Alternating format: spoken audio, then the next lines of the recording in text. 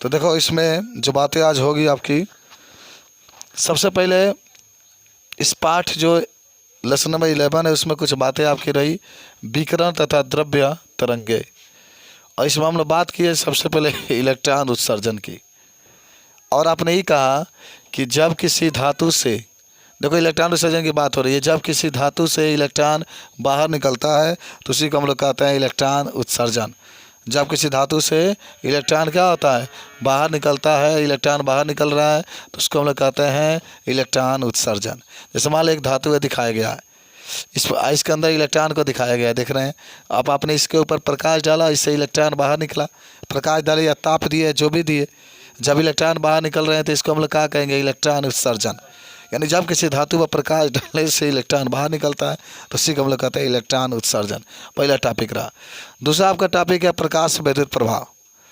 तो प्रकाश विद्युत प्रभाव में देखो बात वही होगी, इलेक्ट्रॉन को ही निकालना है। ये कहेंगे जब किसी धातु पर उचित आवृत्ति के प्रकाश को डालने पर इलेक्ट्रॉन बाहर निकलता है तो उसी को हम लोग कहते हैं प्रकाश विद्युत प्रभाव। और जब प्रकाश डालेंगे, देखो प्रकाश इसके ऊपर डाल रहे हैं, धातु के ऊपर इलेक्ट्रॉन बाहर निकल रहा है, देख लें ध्यान से। प्रकाश विद्युत प्रभाव का मतलब क्या हुआ, जब किसी धातु पर हम लोग प्रकाश को डालते हैं उससे इलेक्ट्रॉन बाहर निकलता है तो उसी को हम लोग कहते हैं प्रकाश विद्युत प्रभाव। जिसमें से इलेक्ट्रॉन बाहर निकलता है उसको प्रकाश इलेक्ट्रॉन कहते हैं, जो धारा बहती है उसको प्रकाश धारा कहते हैं। जो इलेक्ट्रॉन बाहर निकलता है उसको प्रकाश इलेक्ट्रॉन, जो धारा बहती है उसको प्रकाश धारा कहते हैं। और इस पूरी घटना को हम लोग प्रकाश विद्युत प्रभाव कहते हैं। माने प्रकाश डालने के बाद इलेक्ट्रॉन बाहर निकली तो उसको हम लोग कहते हैं प्रकाश विद्युत प्रभाव। देख लेना बहुत ध्यान से। देहली आवृत्ति का नाम सुने होंगे। देहली आवृत्ति का मतलब होता है वह न्यूनतम आवृत्ति के प्रकाश जिसको किसी धातु पर डालने पर धातु से इलेक्ट्रॉन बाहर निकलते। न्यूनतम आवृत्ति कहिएगा, सबसे न्यूनतम आवृत्ति किस रंग के प्रकाश का होता है, किसका, लाल के। जिसका तरंग दैर्घ्य सबसे अधिक होगा उसका आवृत्ति सबसे कम होगा, क्योंकि विपरीत होता है। अरे पढ़े भी होंगे ना, देखो थोड़ा सा बता देते हैं। सी बराबर न्यू इंटू लैम्डा पढ़े होंगे आप। तो अगर न्यू को नीचे लेके जाते हैं तो एक बटा न्यू हो जाएगा। तो यानी तरंग दैर्घ्य जिसका अधिक होगा उसका आवृत्ति कम होगा। तो लाल का आवृत्ति सबसे कम होता है, इसलिए लाल रंग का प्रकाश डालेंगे तो अधिक इलेक्ट्रॉन बाहर निकलते हैं। तो कहेंगे इसमें देहली आवृत्ति में वह न्यूनतम आवृत्ति के प्रकाश धातु पर डालने पर धातु से इलेक्ट्रॉन बाहर निकलते हैं तो उसको देहली आवृत्ति कहते हैं। याद करिएगा, इसे हम लोग किससे प्रदर्शित करते हैं, मिटा देते हैं ऊपर वाला। इससे कोई पूछे किससे प्रदर्शित करते हैं तो आप सीधे कहिएगा न्यू जीरो से प्रदर्शित करते हैं, और न्यू जीरो बराबर सी बटा लैम्डा जीरो होता है। अगर आपका तरंग दैर्घ्य दे दिया है और देहली आवृत्ति पूछता है तो इसी फार्मूला के यूज करके आप लगा सकते हैं। इसका मात्रक हर्ट्ज होता है। देहली आवृत्ति का मात्रक हर्ट्ज होता है। आवृत्ति का मात्रक हर्ट्ज होता है तो इसका भी मात्रक क्या होता है, हर्ट्ज होता है। अब देहली आवृत्ति के बाद एक होती है देहली तरंग दैर्घ्य। देहली तरंग दैर्घ्य देख लें यहाँ पर। तो यहाँ पर आप कहेंगे कि जब अधिकतम तरंग, देखो लाल की आप उदाहरण में लाल ले लीजिएगा, लाल रंग। तो लाल रंग सबसे अधिक इलेक्ट्रॉन निकलता है। तो जब आवृत्ति की बात करेंगे तो लाल रंग की आवृत्ति सबसे कम होती है। तो सबसे कम आवृत्ति वाले प्रकाश को जब धातु पर डालते हैं इलेक्ट्रॉन बाहर निकलता है तो उसको हम लोग क्या कहते हैं, देहली आवृत्ति कहते हैं। और तरंग दैर्घ्य सबसे अधिक लाल का होता है। तो जब भी आप देहली तरंग दैर्घ्य की बात करिएगा तो अधिकतम तरंग दैर्घ्य की बात करिए, क्योंकि लाल की तरंग दैर्घ्य सबसे अधिक होती है। तो आप देहली अगर तरंग दैर्घ्य की बात करते हैं तो वह अधिकतम तरंग दैर्घ्य के प्रकाश जिसको किसी धातु पर डालने पर उससे इलेक्ट्रॉन क्या होता है, बाहर निकलने लगता है, तो उसको देहली तरंग दैर्घ्य कहते हैं। हालांकि इसको अगर लिखना चाहे तो लैम्डा जीरो से लिखते हैं, तो देखते रहना, लैम्डा जीरो से लिखते हैं। इसका मात्रक मीटर होता है और लैम्डा जीरो बराबर सी बटा न्यू जीरो होता है। आप इसको भूल नहीं सकते हैं, लैम्डा जीरो बराबर सी बटा म्यू जीरो आपका होता है। अब आइए कार्यफलन। देखिए कार्यफलन का मतलब होता है ऊर्जा। आप पढ़े भी होंगे, अभी आपको मैं पढ़ाऊंगा। लाइक इसका कल दूसरा हिस्सा हम लोग देखेंगे, आज नहीं देख पाएंगे। कल बहुत इंपॉर्टेंट इसकी चीज़ होगी, पूरा डेरिवेशन सिद्ध करेंगे हम लोग। कार्यफलन की जब बात करेगा तो वह न्यूनतम ऊर्जा के प्रकाश जिसको किसी धातु पर डालने पर धातु से इलेक्ट्रॉन क्या होते हैं, बाहर निकल जाते हैं। न्यूनतम आवृत्ति के प्रकाश को कहेंगे। जैसे यहाँ पर कहा है न्यूनतम ऊर्जा वाला है, जैसे ये आपका है, इसके अंदर इलेक्ट्रॉन है और न्यूनतम ऊर्जा वाले प्रकाश का आपने डाला, ऐसे इलेक्ट्रॉन क्या होगा, बाहर निकला, तो इसको कार्यफलन कहते हैं। आप याद रखिएगा सभी लोग, इसको W0 से प्रदर्शित करते हैं, इसका मात्रक जूल होता है। कार्यफलन को W0 से प्रदर्शित करते हैं, इसका मात्रक क्या होता है, जूल होता है। और W0 बराबर H न्यू जीरो होता है। W0 बराबर H न्यू जीरो होता है। W0 बराबर क्या होता है, H न्यू जीरो होता है। ठीक है। अब आइए तपायनिक उत्सर्जन। तपायनिक उत्सर्जन की जब बात होगी तो सुनिए, तपायनिक का मतलब ताप देने के बाद इलेक्ट्रॉन को बाहर निकालना है। ताप देने के बाद तो कहेंगे कि ताप देने पर इलेक्ट्रॉन जब बाहर निकलने लगते हैं तो इसी को हम लोग क्या कहते हैं, तपायनिक उत्सर्जन कहते हैं। ताप देने के बाद जब इलेक्ट्रॉन क्या होते हैं, बाहर निकलते हैं तो इसी को हम लोग कहते हैं तपायनिक उत्सर्जन। सबको याद हो गया होगा। एक होता है निरोधी विभव। तो आप निरोधी विभव की बात करेंगे तो वह विभव जिस पर प्रकाश विद्युत धारा प्रभाव का मान शून्य हो जाता है तो उसी को हम लोग कहते हैं निरोधी विभव। आपको याद होगा, इसको V0 से प्रदर्शित करता है। याद कर लो, देखो ये जो आपका निरोधी विभव होता है हम इसको V0 से प्रदर्शित करते हैं। इसका मात्रक वोल्ट होता है।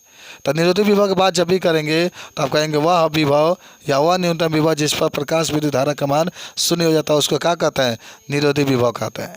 एक आपका बात आता है बहुत लाजवाब, प्रकाश विद्युत प्रवाह के नियम लिखिए। तो इसके 5 नियम होते हैं, बहुत ध्यान से समझेंगे। सब लोग सिर ऊपर करिए, इसको सीखे तो नहीं, आपको लगातार शक रहता है, भुला जाते हैं। तो जब भी प्रकाश विद्युत प्रवाह के नियम आपका है, देखिए यहाँ पर छोटे से रूप में मैंने बताने का प्रयास किया है कि आखिर प्रकाश विद्युत विभव का जो नियम पूछेगा कितना नियम होता है, तो इसका नियम 5 होता है। ठीक है ना, 5 को हम लोग बारी बारी से देखने का प्रयास करेंगे।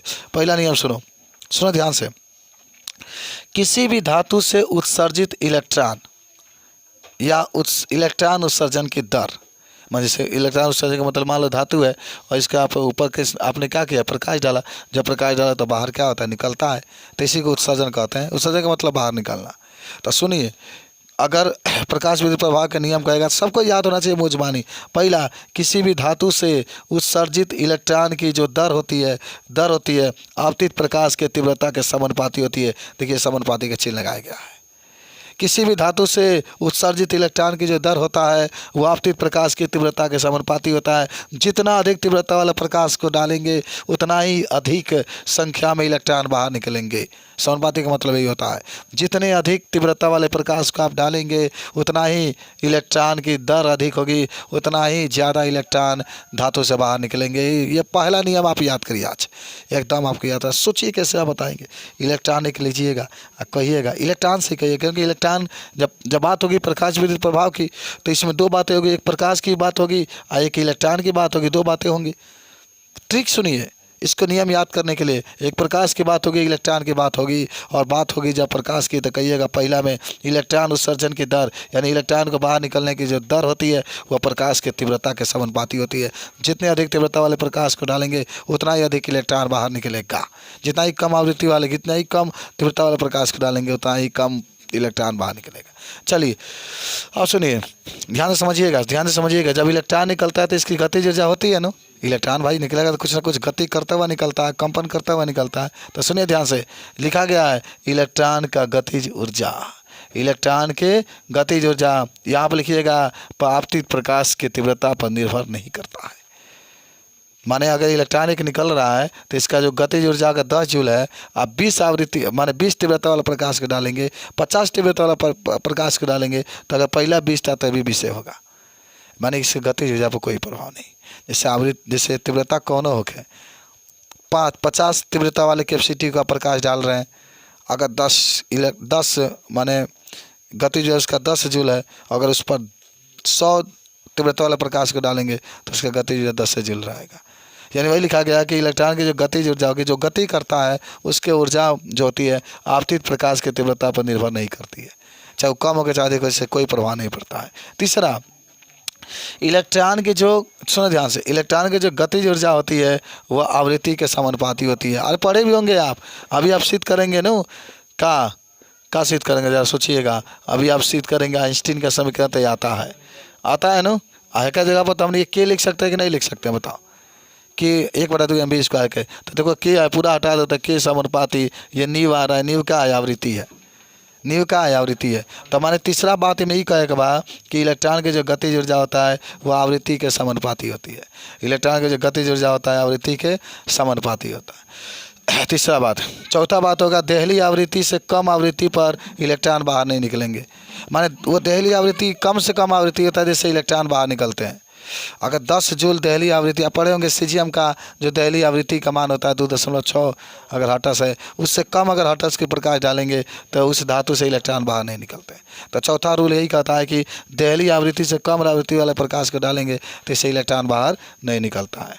अब चलिए उसका बाद 5वां है कि जैसे ही प्रकाश डालेंगे तुरंत इलेक्ट्रॉन निकल जाता है। पांचवा नियम है, जैसे ही प्रकाश डालेंगे तुरंत इलेक्ट्रॉन निकल जाता है। इलेक्ट्रॉन और प्रकाश के बीच में कोई समय पछता नहीं होती है। समय पछता का मतलब होता ही नहीं कि प्रकाश आके 9 बजे गिरा, इलेक्ट्रॉन 10 बजे निकलेगा, नहीं, 9 बजे गिरा 9 बजे इलेक्ट्रॉन निकल जाएगा। 1 सेकेंड का भी समय नहीं लगता, इसमें कोई समय पछता नहीं, तुरंत ही प्रकाश डाले तुरंत इलेक्ट्रॉन निकलता है। तो ये प्रकाश विद्युत प्रभाव कितने नियम रहे। प्रकाश की तरंग के सिद्धांत, प्रकाश के तरंग सिद्धांत का मतलब होता है प्रकाश के तरंग सिद्धांत पर प्रकाश विद्युत प्रभाव की हम घटना के बारे में वर्णन नहीं कर सकते हैं। आपने पढ़ा भी होगा, जब प्रकाश को आप तरंग मानेंगे तो इसकी व्याख्या नहीं कर सकते हैं। प्रकाश की तरंग मानेंगे तो विवर्तन की व्याख्या कर सकते हैं, व्यतिकरण की व्याख्या कर सकते हैं, प्रकाश के परावर्तन की व्याख्या कर सकते हैं, प्रकाश का अपवर्तन की व्याख्या कर सकते हैं, लेकिन प्रकाश विद्युत प्रभाव की व्याख्या नहीं कर सकते हैं। प्रकाश विद्युत प्रभाव की व्याख्या करने के लिए जो प्रकाश होगा उसको क्या मानना पड़ेगा, कण मानना पड़ेगा। जब प्रकाश को आप कण मानते हैं तब आप प्रकाश विद्युत प्रभाव की आप व्याख्या कर सकते हैं। बात समझे कि नहीं समझे? समझ लिए सब लोग? थोड़ा सा मैं